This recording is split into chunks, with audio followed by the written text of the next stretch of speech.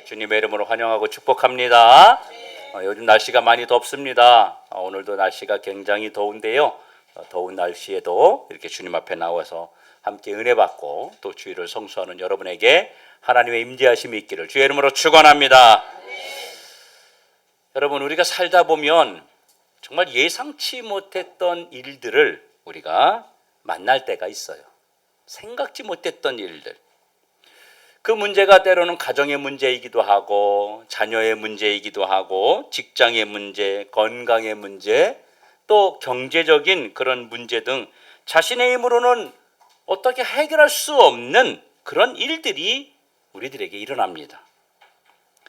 우리는 정도의 차이는 있지만 사실 이런 경험들은 우리는 다 있습니다. 이 문제의 크기에 따라서 우리가 느끼는 짐은 사실 굉장히 무거워집니다. 하지만 이런 문제들을 내 힘으로 해결할 수 있으면 문제가 안 되는데 이걸 내 힘으로 해결할 수 없다는 것이 문제입니다. 개인적인 문제든 가정적인 문제든 그것이 질병이든 그것이 돈이든 우리를 꽉 막아서가지고 우리 인생을 꼼짝도 못하게 만들 때가 있다는 거예요. 그러면 그동안 여러분들은 이런 일을 만났을 때 여러분은 그동안 어떻게 이 문제를 해결하고 그렇게 살았습니까? 오늘 성경의 본문을 통해서 보게 되면 다윗이 30세의 왕이 되어서 40년 동안 이 나라를 통치하고 다스렸습니다. 그리고 헤브론에서 유다 왕으로 7년 6개월을 다스려요. 그리고 다시 북쪽에 있는 10지파를 통일시켜서 통일 왕국을 다 만들어 버립니다. 그래서 33년을 더 왕으로 통치하게 됩니다. 그리고 그 유명한 다윗의 아들 누구죠? 솔로몬이 왕이 됩니다. 그리고 솔로몬이 죽고 난 뒤에 그의 솔로몬의 아들이 또 왕이 되는데 그가 누구냐면 르호보암이라는 사람입니다. 이 사람은요, 할아버지 다윗, 아버지 솔로몬에 비해서 너무 형편없었어요. 능력도 없고 리더십도 없고 경험도 없고 마음도 약하고 막 이래가지고 정말 뭐 하나 내세울 만한 것이 없는 그런 왕이었습니다. 이때 솔로몬의 신하였던 이 왕이 비리비리하니까 솔로몬의 신하였던 느밧의 아들 여로보암이라는 사람이 르호보암이 비리비리한 틈을 타가지고 왕 역할을 제대로 하지 못하는 틈을 타가지고 북쪽에 있는 12지파 중에서 북쪽에 있는 10지파를 연합해서 자기가 그 나라의 왕이 되어버렸습니다. 하지만 솔로몬의 아들 르호보암은 이런 여로보암을 통해서 뭔가 해낼 수 있는 힘이 없었어요. 대적하고 싸우고 뭐 이럴 힘이 없었어요. 그냥 나라를 뺏기면 뺏기는 대로 당하고만 있었어요. 그러니까 전체 이스라엘에 12지파가 있었는데 10지파가 이 여로보암이 가져가 버렸고 남아있는 2지파만 르호보암이라는 정통성을 가진 왕이 이 나라를 통치하게 된 겁니다. 성전은 어디에 있었느냐? 예루살렘 성전은 바로 이 정통성을 가지고 있는 이 2지파를 통치하는 르호보암에게 있었습니다. 그러던 어느 날 솔로몬의 아들 르호보암이 왕이 죽었어요. 그래서 그의 아들 누가 왕이 됐냐면 아비야라고 하는 사람이 왕이 되었어요. 이 아비야도 자기 아버지처럼 정말 별 볼 일 없는 그런 사람이었습니다. 이 아버지 부전자존이라고 그러잖아요. 아버지가 비리비리한데 그 아들이 왕이 됐는데도 역시 똑같았어요. 이 사실을 알고 있는 북쪽에 있는 여로보암이라는 사람이 80만 명의 군사를 데리고 침범하게 됩니다. 이번 기회에 나라를 다 빼앗아 버리자. 저 2지파까지 나머지 다 빼앗아서 우리나라로 만들어 버리자. 이러고 쳐들어왔어요. 그래서 나라를 이 두 지파가 있는 남쪽 나라를 다 뺑 둘러서 포위하게 됩니다. 이 아비야도 아버지처럼 능력도 없고 재능도 없고 왕이 어떤 통치를 하는지 경험도 없고 전쟁 경험도 없고 리더십도 없고 정말 아무짝에도 쓸모없는 그런 아비야 왕이 어쩔 줄 몰라서 쩔쩔쩔매고 있었습니다. 그래서 어떻게 전쟁에 싸우려면 그래도 군사를 모아야 되지 않겠어요? 그래서 훈련할 이 군사들을 불러 모았는데 40만 명 정도가 군사가 모였어요. 적군은 몇 명이 쳐들어왔다고요? 80만 명. 자기네 나라는 지금 몇 명이에요? 40만 명. 그런데 군사가 훈련도 안 된 군사 40만 명이에요. 어떻게 보면 있으나마나한 그런 군사 40만 명을 억지로 긁어 모아가지고 숫자를 세니까 그 정도 됐습니다. 여러분 40만 명 가지고 80만 명을 싸운다? 여러분 이건 부족한 거예요. 이건 이길 수 없는 거예요. 이 전쟁은 누가 봐도 여로보암이 승리였습니다. 아비야는 아버지의 뒤를 이어서 이제 겨우 유다의 경험 없는 왕이 되었어요. 북쪽의 여로보암은요 18년 동안 나라를 다스리면서 전쟁도 많이 해봤고 통치도 많이 해봤기 때문에 경험이 너무너무 많아요.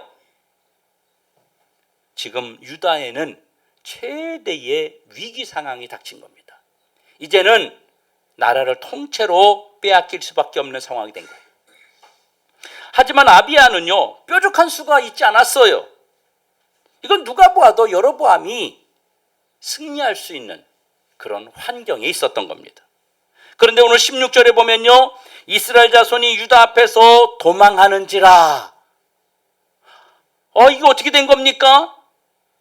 그리고 17절을 보면요 아비야와 그의 백성이 크게 무찌르니 이스라엘이 택한 병사들이 죽임을 당하고 엎드린 자들이 50만 명이었더라.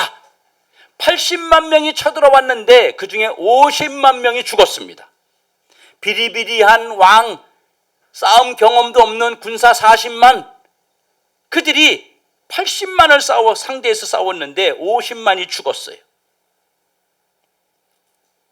그리고 나머지 30만도 북쪽으로 쫓아서 다 도망갔어요. 그걸 쫓아 올라가 가지고 다 때려잡고 전리품을 빼앗아 가지고 그렇게 돌아왔습니다. 여러분 이건 정말 아무도 상상할 수 없는, 아무도 기대할 수 없는 그런 상황이 벌어진 거예요. 여러분 이것이 어찌 된 상황일까요? 주변 나라들이 봤을 때 야 이번 기회에 남쪽 나라는 완전히 끝났다. 이제는 완전히 망했다. 이렇게 생각했는데 이게 뭔 일이에요?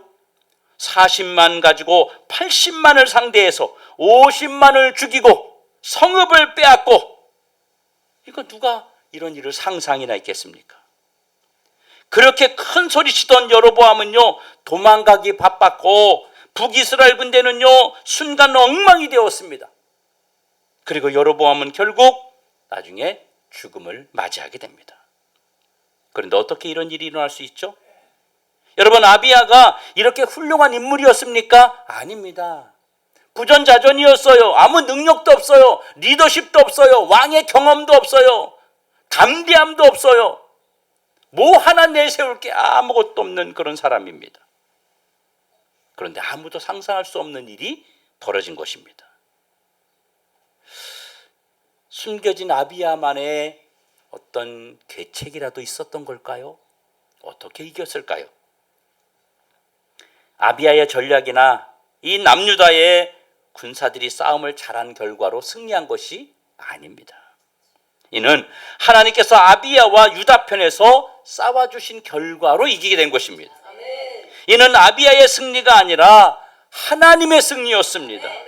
그렇다면 아비야가 유다가 이 진퇴양난 상황, 아무것도 할 수 없는 앞이 캄캄한 상황에서 하나님의 도우심을 받을 수 있었던 비결이 뭘까요? 하나님이 아무나 막 도와주는 거 아니잖아요. 아무렇게나 살아도 하나님이 막 도와주고 그러는 거 아니잖아요. 도대체 아무 능력도 없는 이 왕을 하나님은 어떻게 도와주셨을까요? 오늘 보면 18절에 이렇게 기록되어 있습니다. 이는 그들이 그들의 조상들의 하나님 여호와를 의지하였습니다. 누구 의지했다고요? 하나님을. 이런 긴박한 상황에서 여호와를 의지했다는 거예요. 막 적군이 쳐들어오고 전쟁이 일어나는 이 상황에서 여호와를 의지했다는 겁니다. 이 말은 하나님을 전쟁의 최고 사령관으로 앞세워 세우고 그리고 전쟁을 해서 위기를 극복했다는 것입니다. 아비야와 유다는요 오직 하나님만 의지해서 위기를 극복하고 도리어 전쟁을 승리로 이끄는 은혜를 입었던 것입니다. 그러면 아비야가 여호와를 의지했다고 했는데 그러면 여호와를 의지했다는 게 도대체 뭘까요? 무슨 말일까요? 바로 어떤 상황에서도 하나님 섬기는 일을 소홀히 하지 않았다는 겁니다. 그는 여호와께서 우리 하나님이 되심을 고백하고 하나님을 배신하는 행동을 하지 않았다는 거예요. 하지만 북이스라엘의 10지파를 가지고 간 이 여로보암은 자신이 왕이 되면서 하나님을 확 버려버렸어요.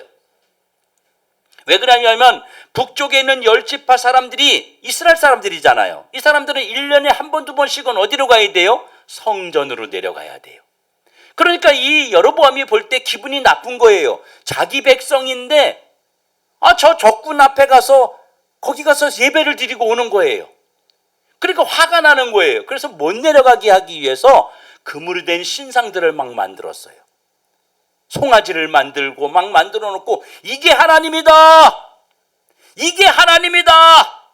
그러니까 너희들 저 유다로 남쪽으로 내려가지 말고 여기서 하나님께 예배드리면 된다. 이게 하나님이야. 이러면서 하나님을 버려버리고 우상을 숭배하기 시작했던 겁니다. 이 여로보암은 자신과 자신의 군대 그리고 우상을 앞세웠어요. 여로보암은 자기와 자기 군대의 힘만 의지했던 거예요. 하나님을 섬기지 않아도 12지파 중에서 10지파가 우리나라니까 훨씬 더 힘이 세다. 이렇게 생각하고 하나님을 버려버렸던 겁니다. 그런 반면에 이 남쪽에 2지파만 데리고 있는 이 아비야는요. 힘도 없죠. 환경도 따라주지 않았지만 하나님을 향한 신앙과 섬김을 소홀히 하지 않았다는 것입니다. 여러분 지금 집에 우환이 생겼다고 생각해 보세요. 집안이 엉망진창이에요. 남편은요 집을 나갔어요. 자식은요 막 사고를 쳐요. 직장 잘렸어요. 사업이 지금 망해가고 있어요. 그런데 여러분 평소처럼 앉아서 예배 드릴 수 있어요? 여러분 평소처럼 교회에 나와서 편안하게 예배 드릴 수 있겠냐고요. 이거 거의 사실 불가능하잖아요. 그런데 오늘 성경이 이렇게 써 있습니다. 이 아비야가 매일 아침과 저녁으로 여호와 앞에 번제를 드렸다 그래요. 예배를 드리는 거 말하는 거예요. 또 하나는요 깨끗한 상에 진설병을 놓았다는 거예요. 또 금증잔 때에 저녁마다 등을 켜고 여호와의 계명을 지키고 바른 신앙을 유지했다고 합니다. 여러분 하나님이 우리에게 은혜를 주실 때 뭘 보는지 아세요? 뭘 보고 우리에게 은혜를 주는지 아세요? 문제가 생기면 누구는 기도 안 합니까? 여러분 누가 문제 생기면 누구는 하나님 앞에 엎드리지 않아요? 엎드릴 수밖에 없잖아요. 우리 성도 중에 어느 분도 그러더라고요. 문제 생기니까 너무너무 힘들더래요. 그래서 자기도 한 번도 그래 본 적이 없는데 하나님 도와주세요 그렇게 기도했다는 거예요. 하나님 이번에 좀 도와주세요 그렇게 기도했대요. 자기 평생 처음 기도해봤대요. 하나님 앞에. 여러분 힘들면 엎드리는 거 당연하잖아요. 하나님 앞에 도와달라고 하는 거 당연하잖아요. 그런데 하나님이 우리에게 중요하게 여기는 건 뭐냐면 너의 평소의 신앙이 어떠냐는 겁니다. 여러분 위기 앞에서 흔들리지 않는 신앙이 하나님 보시기에 아비야에게 기적을 주는 축복의 통로가 되었던 겁니다. 비리비리하고 능력도 없고 힘도 없고 지략도 없고 리더십도 없고 그렇지만 하나님 섬기는 것만큼은 철저하게 지켰던 거예요. 평소에 그렇게 했던 거예요. 평소에 위기가 생겼을 때 그때 하나님 앞에 엎드린 것이 아니고 문제가 생겼을 때 그때 하나님 앞에 기도한 것이 아니고 평소에 그렇게 했다는 거예요. 아멘. 여러분, 이런 아비야의 신앙은요, 위기 앞에서 더욱더 강하게 하나님을 의지하는 것으로 드러나게 됐습니다. 아멘. 평소에 그런 삶을 살았기 때문에 위기가 닥치니까 더 하나님을 의지해버린 거예요. 12절에 80만 군대가 남유다를 포위하고 조여두는 숨막히는 상황에서 아비야는 일어서서 이스라엘 백성들과 유다 백성들 앞에 그들이 듣도록 큰 소리로 이렇게 외쳤습니다. 우리의 대장은 하나님이시다. 이렇게 외친 거예요. 자기 유다 백성들, 남쪽에 있는 두 지파 백성들에게, 자기 백성들에게 우리 대장은 하나님이시다. 하나님이 우리와 함께 하시며 우리의 머리가 되시는 분이시 하나님이라고 그렇게 외친 거예요. 그뿐만 아닙니다. 그리고 전쟁으로 자기들을 부수려고 전쟁하려고 일으켜 찾아온 80만 명의 그 군사들에겐 큰 소리를 이렇게 외쳤습니다. 너희들이 우리를 공격하는 것은 우리를 공격하는 것이 아니라 하나님을 공격하고 있는 것이다. 너희들이 감히 하나님과 싸워서 이길 수 있겠느냐? 너희들은 절대로 이 전쟁에서 평안하지 못할 것이다. 너희들이 하나님을 공격하고 있기 때문이다. 이렇게 이야기한 거예요. 하나님을 대적하면 반드시 망할 것이라고 믿음으로 막 선포했습니다. 아비야가 하나님을 얼마나 의지하고 칼로 전쟁하는 것이 아니라 하나님을 붙들고 전쟁하는 것이라고 하는 것을 깨닫고 그렇게 선포하고 외쳤던 것입니다. 그리고 아비야는요, 이 승리의 과정에서 끝까지, 언제까지? 끝까지 하나님을 의지했습니다. 이미 40만의 군사로 이스라엘 군사를 50만 명이나 다 쳐 죽였어요. 그럼 교만할 만하지 않아요? 그러면 자만할 만하지 않아요? 그런데 끝까지 하나님 앞에 겸손한 자로 주님의 도우심을 갈망합니다. 승리의 순간에 자만하지 않고 교만하지 않았습니다. 끝까지 하나님을 의지하고 하나님께서 이끄시는 대로 최선을 다해서 충성했습니다. 이게 중요한 거예요. 여러분, 시작도 중요하고 진행하는 것도 중요하지만 끝까지 신앙을 지키는 것이 더더욱 중요하다는 사실을 여러분들이 깨닫게 되기를 주의 이름으로 축원합니다. 아비야 입장에서는요, 얼마나 자만할 수 있고 얼마든지 교만할 수 있어요. 얼마든지 큰 소리 칠 수 있습니다. 그런데 아비야는 끝까지 하나님을 의지하여 마지막 순간까지 하나님이 원하시는 대로 전쟁을 끌고 가요. 이게 아비야의 신앙이었습니다. 결국 여로보암은요, 아무 힘도 쓰지 못하고 그는 죽음을 맞이했습니다. 아비야는 점점 강성해져서 그리고 그 이후에 더 큰 복을 누리게 됐습니다. 그의 가정이 잘 되고 자녀들이 잘 되는 복을 누렸어요. 이후에 아비야의 아들 아사는요, 온전한 왕으로 하나님께 귀 쓰임 받는 복의 사람이 되었습니다. 이는 하나님을 의지한 결과로 누리게 된 축복이라고 하는 사실을 믿으시길 주의 이름으로 축원합니다.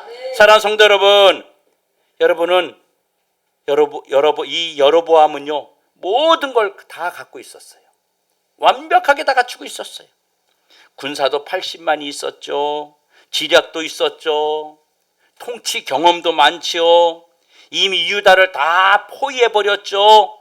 이렇게 여로보암은요, 전쟁에서 이길 모든 것을 다 갖췄어요. 그런데도 왜 여로보암이 전쟁에서 패배했을까요? 실패의 원인은 뭐예요? 그의 실패의 원인은 조건과 상황이 아니었습니다. 오직 하나님을 떠났기 때문입니다. 하나님 없이는 모든 것을 해낼 수 있다는, 하나님이 없어도 된다는 그런 어리석은 생각이 결국은 나라를 패망하게 만들고 자신이 죽게 되는 결과를 맞이하게 된 것입니다. 오늘 우리도 이런 어리석음을 반복하고 있음을 잊어버려서는 안 됩니다. 많은 사람들이 이런 생각해요. 내가 왜 실패한 줄 알아? 이러면서 이야기합니다. 상황이 나빴어. 조건이 안 좋았어. 환경이 안 좋았어. 그때 나라가 나라가 상황이 이랬어. 이렇게 사람들은 생각합니다. 그러나 아닙니다. 여로보암이 모든 것을 다 갖추고 있었지만 패배한 이유는 뭐라고요? 하나님을 버렸기 때문이라고요. 그러나 아비야는 모든 것이 부족했습니다. 군사도 부족해요. 이미 완전히 포위당했어요. 방법도 없어요. 자신을 도와줄 사람도 아무도 없어요. 그런데 여호와 하나님을 의지했더니 승리하더라, 그 말입니다. 아멘. 여러분, 우리도 신앙생활하면서 항상 하는 말이 뭐예요? 목사님, 지금 상황이 너무 안 좋아요. 목사님, 지금 그럴 때가 아니에요. 목사님, 저 가진 것도 없어요. 목사님, 저를 도와줄 사람 없어요. 나 이제 망했어요. 이게 바로 성도들이 가지고 있는 패배의식입니다. 목사님, 어떻게 할 방법이 없어요. 지금 이 사람들이 다 뭐를 놓치고 있는 거죠? 하나님을 놓치고 있는 거예요. 하나님이 계시다는 사실을 잊어버리고 있는 거예요. 문제가 크다고 생각하니까 문제 뒤에 하나님이 가려서 안 보이는 거예요. 하나님이 계신데도 불구하고 하나님을 의식하지 못하고 있는 겁니다. 많은 사람들이 상황이 안 좋아져서 하나님을 떠나고, 상황이 좋아져서 또 하나님을 떠나고, 자기 생각과 뜻대로 된다는 착각을 버리지 않기 때문에 사람들이 하나님을 떠나고 버리게 되는 것입니다. 여러분, 우리가 여로보암의 길로 가서는 안 되지 않겠어요? 모든 것을 다 갖추고 있다고 하지만 하나님을 버림으로 실패한 자가 되면 안 되잖아요. 오늘 본문의 사건 이후부터 자기 마음대로, 자기 뜻대로 사는 자에게 성경이 꼬리표 하나를 붙여주기 시작했습니다. 오늘 이 사건 이후부터 뭐라고 하나님 붙여줬냐면요, 여로보암의 길로 갔더라. 여로보암의 길로 갔더라. 이후에 그릇된 길로, 잘못된 길로 가는 사람들을 향해서 뭐라고 말했느냐? 여로보암의 길로 갔더라. 이렇게 말하는 꼬리표가 딱 붙기 시작한 거예요. 이게 무슨 뜻이에요? 망할 짓을 하고 있다는 거예요. 하나님 의지 안 했더니 망했다는 거예요. 성도 여러분, 우리는 앞이 캄캄할수록 하나님을 더 의지해야 됩니다. 상황이 안 좋을수록 주님을 더 의지해야 됩니다. 상황이 안 좋을수록 사람 의지하면 비참해져요, 여러분. 내가 상황이 안 좋다는 거 다른 사람들이 알까요, 모를까요? 알아요. 내가 형편이 지금 안 좋아서 나를 찾아왔다는 거 상대가 모를 것 같아요? 알아요. 갑자기 전화해서 야, 차 한잔 마시자, 좀 만나자 이러잖아요. 그럼 목소리 들으면 벌써 알아요. 제가 뭐 나한테 부탁할래나 보다. 아니, 내가 가진 게 많은 사람이고 그러면 그런 걱정 안 해. 근데 우리는 다 형편이 다 고만고만하잖아. 그러니까 전화 오면요, 뭐 부탁하려고 그러나? 이러면 안다니까요. 그리고 처음 만나가지고 말을 딱 꺼내면 벌써 상대가 딱 알아요. 그리고 마음속에 딱 빗장울 담굽니다. 요즘 나도 어려워 이러면서요.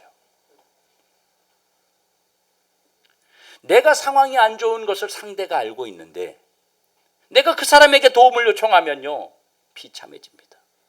비굴해집니다. 저도 그런 경험이 있습니다. 저도 그런 경험이 많아요.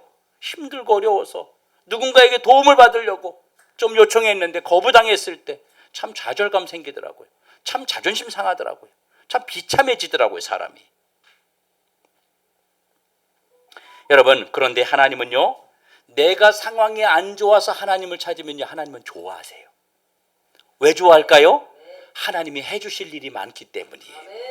하나님은 우리에게 해주실 일이 많기 때문에요, 주님은 좋아하세요. 주님은 기뻐하세요. 그런데도 여러분은 왜 하나님을 의지하지 않으세요?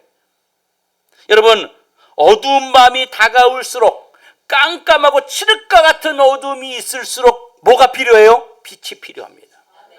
큰 문제가 있을수록, 앞을 내다볼 수 없는 큰 문제가 있을수록 빛 대신 주님이 필요한 것입니다. 빛과 같은 앞길을 열어주는 주님이 필요하신 것입니다. 여러분, 큰 문제가 생길수록 주님의 도움이 필요하지 않습니까? 어두운 밤이 지날수록 빛 대신 주님을 찾아야 살 길이 열림을 믿으시길 축원합니다. 여러분, 열왕기상 15장 1절부터 8절에는 오늘 본문과 똑같은 상황이 그대로 다 기록되어 있습니다. 다윗의 마음과 같지 않았다고 써 있어요. 다윗의 마음과 같지 않았다. 그런데도 하나님이 아비야가 하나님 의지하니까 하나님이 도와주신 거예요. 우리가 뭐든지요 100%다 잘해서 하나님이 우리 도와주시는 거 아니잖아요. 그렇지 않습니까? 우리가 좀 부족한 거 있잖아요. 우리가 하는 것들 좀 시원치 않게 하잖아요. 그런데도 주님이 우리에게 은혜를 주시는 분이라는 거예요. 그래서 우리는 아비야를 보면서 우리가 평소 신앙 관리를 잘해야 되겠다는 그런 결심을 하고 나아가야 됩니다. 24시간 매일매일 우리 신앙 관리가 필요합니다. 평소에 신앙 관리가 위기 상황을 만났을 때에 우리의 본 모습이 드러나게 됩니다. 아비야가 결국 비리비리하고 아무것도 할 수 없는 그런 능력 없는 왕이었지만 평소 그가 하나님 앞에 제사드리고 예배드리고 기도하고 이 상황을 하나님을 섬기는 일을 꾸준히 해왔더니 문제 앞에서 흔들림 없이 하나님을 경외하는 자로 살아서 결국은 복의 자녀가 됐다는 것입니다. 여러분, 그리고 만약에 문제가 있다면, 위기가 있다면 이때는 우리의 신앙의 끈을 더 바짝 조여매야 돼요. 이때는 허리띠를 바짝 조여매는 거예요. 그리고 우리에게요 역전이 있습니다. 그렇게 사는 자에게 역전이 있어요. 하나님은요 역전의 명수예요. 하나님은요 반전을 일으키시는데 선수예요. 선수. 다 망해가는 것 같은데 승리하게 만들고요, 다 죽어가는 것 같은데 다시 이렇게 세우고요, 좌절하고 절망하는 자에게 소망과 비전을 갖고 꿈을 갖고 나가도록 만들어주는 역전의 명수란 말이에요. 반전을 일으키시는 분이란 말이에요. 여러분, 얼마나 멋진 인생입니까? 잘 되는 것 같은데 꼬꾸라지는 인생 얼마나 비참해요. 망해가는 것 같은데 승리하는 인생 얼마나 멋진 인생입니까? 여러분, 미련할 만큼 하나님을 의지하면 인생에 반전이 생깁니다. 인생에 역전이 일어납니다. 성도 여러분, 평소에 우리 신앙을 올바로 유지합시다. 그러기 위해서는요 무더위라고 해서, 환경이 안 좋다고 해서 하나님께 드리는 예배, 하나님께 드리는 기도, 우리가 복음 전파하는 이 일, 이런 것들을 멈추면 안 되는 겁니다. 어떤 경우가 있든 간에 하나님 앞에 어떤 장소에 있든 간에 가정에서 성경을 읽고 가정에서 기도하고 가정에서 하나님 앞에 찬양하고, 이런 것들도 우리의 삶에서 신앙을 떨어뜨리지 않도록 평소와 같이 어려운 가운데서도 계속 유지하여서 문제가 오고 환난이 왔을 때 그것을 능히 뚫고 나갈 수 있는 능력의 사람들로 세워지기를 주의 이름으로 축원합니다. 축원합니다. 아멘. 우리 하나님 오늘 주신 말씀 기억하면서 우리 함께 기도하기 원합니다. 하나님, 내 신앙 식어지지 않도록 도와주옵소서. 하나님, 내 신앙이 바로 설 수 있도록 도와주옵소서. 문제 앞에서, 위기 앞에서, 환난 앞에서 하나님 옆에 계신 도와줄 수 있는 하나님을 보지 못하는 어리석은 자가 되지 말게 하시고, 내 옆에 계시는, 문제 뒤에 계시는 하나님을 바라볼 수 있도록, 하나님 믿음의 삶을 살도록 하나님 도와주시옵소서. 여러분, 결단하며 이 시간 주님 앞에 기도하고 나아갑니다. 우리 함께 기도하겠습니다. 사랑의 아버지 하나님, 도와주옵소서.